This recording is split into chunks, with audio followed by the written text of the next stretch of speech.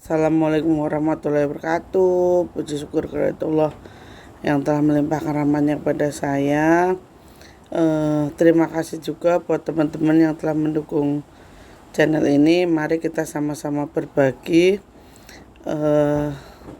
kebaikan, berbagi pengetahuan. Kalau teman-teman ada pengetahuan tentang hal mistis, silahkan tuh coret-coret di komen.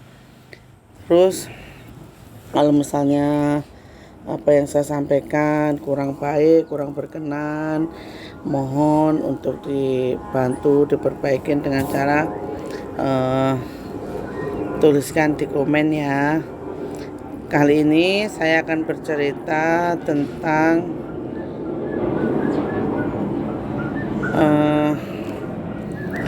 pengalaman mistis saya diberikan oleh ilmu, yaitu sapu regel. Saya diberi ilmu sapu regel oleh seseorang yang memiliki ilmu melipat bumi yang saya ketemu di Alas Purwo itu. Jadi saya waktu di Alas Purwo, saya benar-benar di situ itu digembleng. Saya benar-benar di situ itu hampir merasa tidak kuat, hampir merasa down, hampir merasa tidak tahu arah, tidak tentu arah, karena di situ itu godaannya tuh banyak banget. Jadi dari godaan makhluk halus itu benar-benar kalau memang manusianya itu tidak memiliki iman, maka dia benar-benar akan bisa tersesat. Karena di Alas Purwo itu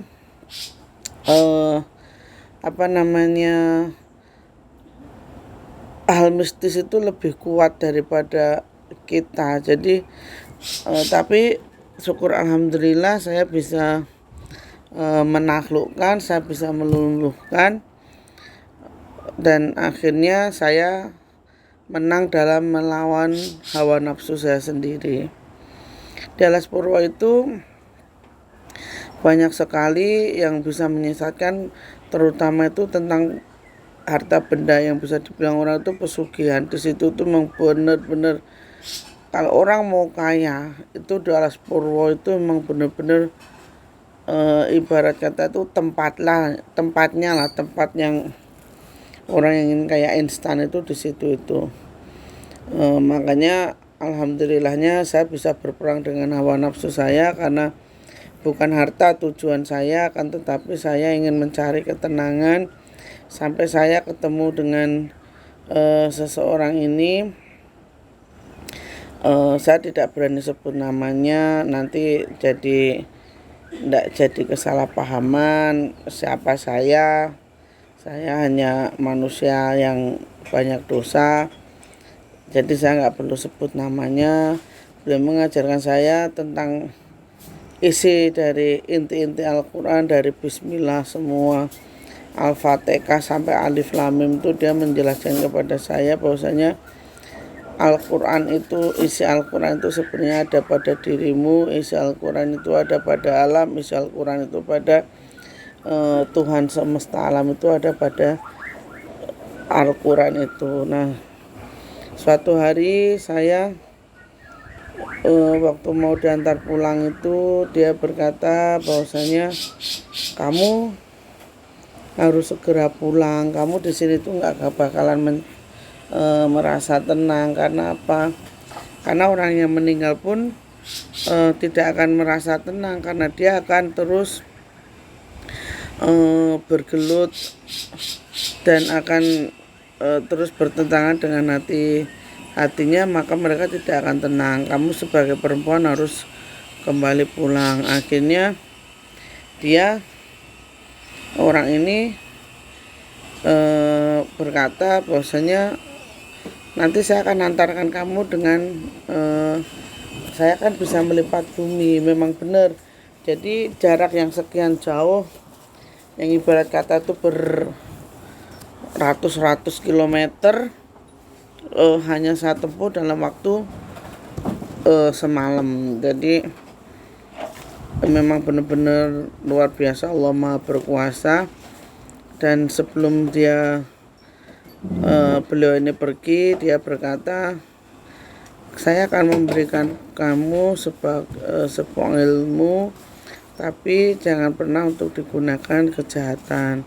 Ini ilmu ini untuk menggertak lawan-lawanmu, katanya gitu. Oh, apa namanya ilmu itu sapu regel. Terus akhirnya saya di malam itu dibisikin lalu dipegang, ini pas embun-embun saya ini dipegang sama beliaunya ini, dipegang. Terus setelah dipegang kayak ada aliran masuk, terus ada aliran hawa masuk. Setelah itu badan saya merasa sangat dingin seperti kaku. Badan saya serasa dingin seperti es. Terus dia berkata, apa yang kamu ucapkan, apa yang kamu katakan pada orang selama ini ilmu ini masih berada di tubuhmu, maka orang akan menurut dan patuh serta tunduk kepadamu, gitu. Nah, setelah saya ketemu ibu saya, ya saya menjalin kehidupan. Saya pergi kemana-mana, ke daerah Indonesia. Saya insya Allah udah pernah. Saya pernah ke NTT, saya pernah ke Sumbar, saya pernah ke Soe itu di Kupang, saya pernah ke Papua, saya ke Tanah Merah, ke Martapura, Fak-Fak. Terus saya pernah ke Kalimantan, ke Banjarmasin, Tanah Grogot, pernah ke Tanah Pasir, Penajam, pernah ke Balikpapan. Terus saya pernah ke Sulawesi, saya pernah ke Pulau Sumatera, saya pernah ke Sabang. Nah, semua itu alhamdulillah saya lakukan ya untuk saling membantu orang-orang ini, teman-teman semua saya bantu. Dan alhamdulillah Allah memberi kemudahan, memberi kebaikan, memberikan kelancaran. Nah, ada satu cerita waktu itu saya di di Jogja. Saya di daerah Jogja itu punya teman, mereka itu preman. Jadi bisa dibilang kepalanya preman di daerah Jogja situ. Namanya Bang Benat. Ada Bang Yusuf juga, ada Teguh, ada Mas Nanang. Kalau Mas Nanang itu dari seluruh badan tuh tatoan dia adalah memang bener-benernya kalau dibilangnya tuh, mohon maaf cara kasarnya tuh ya terundulunya situ lah, pokoknya mereka orang-orang kasar, orang-orang berangasan. Nah, waktu itu saya pergi ke rumah Bernat, Bang Bernat, banyak di situ, banyak. Terus akhirnya mereka mabuk-mabukan di situ, mabukan. Terus ada satu teman Bang Bernat itu namanya panggilannya Sile gitu, Lai, panggilannya Lai, itu orang seberang sana. Jadi Lai ini mungkin menganggapnya saya itu di situ itu sebagai wanita yang ya nakal juga di situ, karena kan di situ perempuan pada ngumpul. Terus Bang Bernat nih bilang begini, ini kenalin ini Mbak Sri ini sedulur tua saya, katanya gitu, sedulur tua saya. Terus habis gitu, nah Mas Toto ini bilang sama saya, Mbak Sri mau tidur di hotel mana Mbak? Tinggal bilang aja nanti saya. Mbak Sri mau tidur di hotel mana Mbak? Tinggal bilang aja nanti saya yang nyariin gitu. Terus saya bilang, Itu aja mas, di Novotel aja, saya bilang gitu kan. Novotel aja lah yang deket sama sini. Terus Mas Dodo, oh ya mbak, nanti dicariin hotel gitu. Karena saya sore itu di situ, besoknya itu saya harus pergi ke Banjarmasin via Jogja. Jadi saya harus jadi saya nginep dulu di rumah, sementara main di rumah Bang Bina, terus malamnya kan saya kembali ke hotel di Novotel, dia pesenin nama Mas Dodo ini. Nah si Le ini mungkin dia kira tuh saya ya cewek-cewek murahan kayak gitulah. Waktu saya lagi makan, Bang Binat kan lagi pergi terus dia tuh ngerangkul nih pundak saya. Saya tuh paling tidak suka orang itu megang bagian leher sampai kepala. Saya emang nggak suka, siapapun itu orangnya saya nggak suka dipegang kepala. Entah kenapa kalau saya tuh dipegang kepalanya itu kayak bawahnya tuh pengen marah gitu, kayak nggak terima gitu loh. Jadi waktu itu Le megang tuh sambil bilang begini, udah berapa lama sama Benat katanya gitu. Terus saya kan waktu itu lagi makan, karena dibeliin makan sama Mas Dodo itu, saya lagi makan. Terus dengan tiba-tiba si Le itu datang terus ngerangkul pundak saya sambil megang kepala saya, bilang udah berapa lama hubungan sama Bernard katanya gitu. Udah mendingan nama saya aja. Saya langsung taruh piring saya taruh sendok. Waktu itu Mas Dodo udah bilang, cangkemmu katanya gitu kan, cangkemmu tuh, kamu nggak tahu tuh siapa Mbak Sri katanya gitu. Terus saya bilang udah biarin Mas. Nah si Le ini ngoceh bilang, alah paling ini juga gendaannya Bernard, cewek Bernard kan tahu sendiri ceweknya mana-mana. Terus saya tuh masih diem, masih berusaha untuk mengendalikan emosi saya berusaha untuk diem, saya kendalikan emosi saya. Terus sampai suatu ketika nih yang benar-benar bikin saya emosi ini, si Benat si Le ini bilang begini sama saya, udah dari coba saya sekali-sekali tidur sama kamu mau minta bayaran berapa. Nah suatu ketika saya langsung balik badan, saya ambil piring, saya pukul tuh kepalanya sini itu, prang gitu. Akhirnya yang di situ tuh pada berdiri ngeliatin kan. Nah terus ya Mas Dodo ini juga, Mas Dodo kan badannya keker, tinggi besar gitu, keker, rambutnya gondrong. Terus si Le ini langsung cekik sama Mas Dodo, cekek gini. Pokoknya di situ rumah itu udah ribut lah. Jadi ada anak buahnya Le sama anak buahnya Bang Benat ini. Jadi dua-duanya ini udah ricu lah pokoknya, udah si Le itu pegang di sininya sama Mas Dodo, cekek gini. Saya bilang, terus saya kan marah. Kalau saya marah tuh nggak ada yang bisa nahan saya, itu nggak ada. Saya marah, saya maki-maki, saya ludah itu mukanya si Le, saya tampar. Udah gitu ya temen-temennya ini nggak terima, temen-temennya Le ini nggak terima, mau maju. Karena Mas Dodo ini kan cuman Mas Dodo, Mas Nanang sama Mas Yusuf kan cuman bertiga. Nasi Le ini orang dari seberang ini banyak dia temennya di situ tuh, masih mabok apa tuh. Terus pada akhirnya saya nggak merasa ada takut tuh, saya nggak ada. Saya terwampar, saya ludahi mukanya. Terus saya bilang, jangan sampai saya berkata kasar, kamu akan tahu akibatnya, saya bilang gitu. Gue masih ngerocos apa, sini udah berdarah semua dia, kena pelipisnya sini sobek dia, saya hantam pakai piring tuh. Udah gitu akhirnya yang ini anaknya maju. Nah saya ingat punya sapu regel itu. Terus saya bilang mundur, saya bilang gitu kan, sambil saya puntang, mundur, saya bilang gitu. Entah kenapa itu memang benar-benar orang itu bisa lerem, langsung kayak tunduk gitu.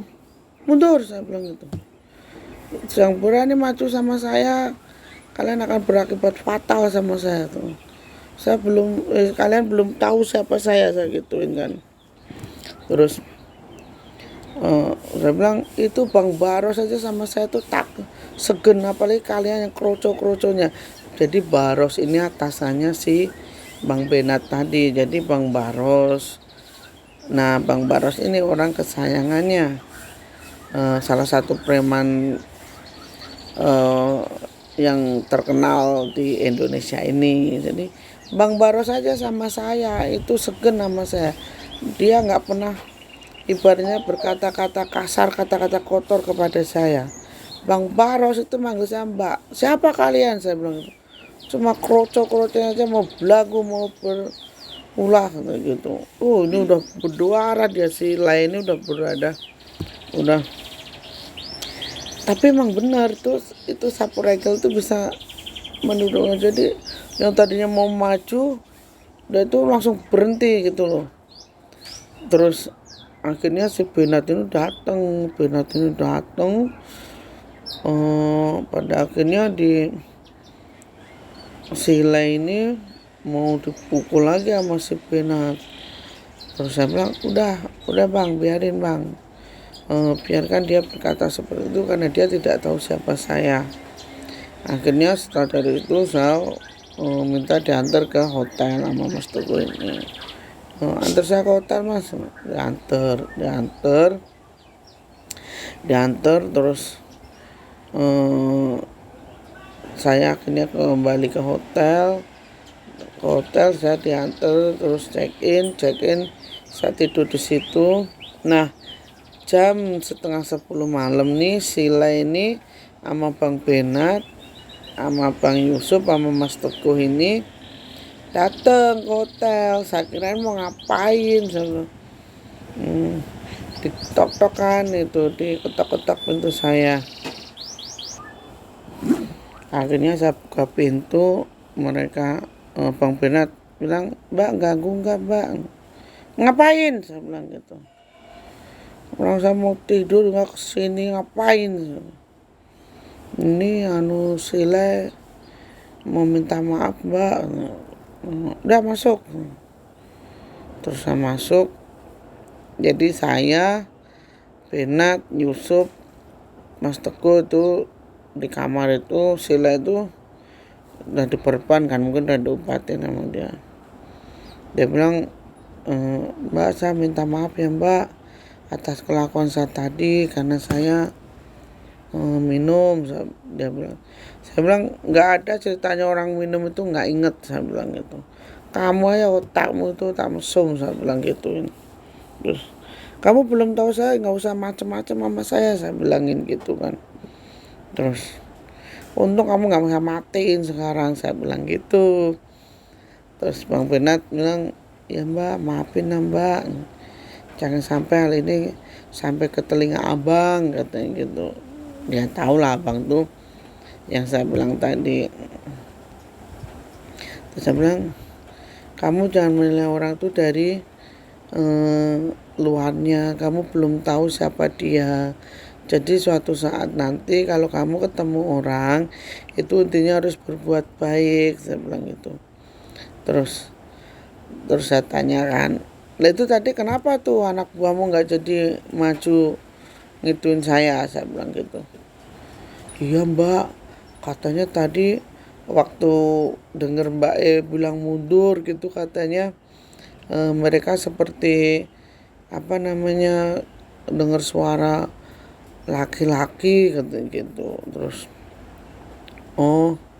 yaudah sekarang saya mau istirahat, kalian pulang. Udah saya maafkan dan ini masalah ini nggak bakalan sampai ke telinga abang, saya bilang gitu. Terus akhirnya mereka pulang. Terus pagi jam 7:30 saya dijemput sama Mas Teguh ini, diantar ke bandara karena saya harus ke Balikpapan penerbangan jam 10.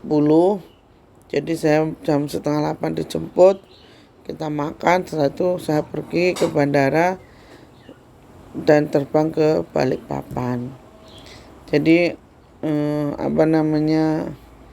ilmu itu memang benar-benar saya buktikan bahwasanya sampai sekarang pun ketika saya marah, saya seperti ada yang membisik, ayo kamu berani, kamu nggak bakalan itu, maksudnya nggak bakalan kalah, ayo berani. Makanya sampai sekarang itu saya tanyakan, yang jadi pertanyaan saya ini semoga ilmu saya ini bermanfaat, dan siapapun yang ingin, insya Allah saya akan ajari, asalkan untuk menolong sesama dan tidak digunakan untuk kejahatan. Akhir kata, wassalamualaikum warahmatullahi wabarakatuh.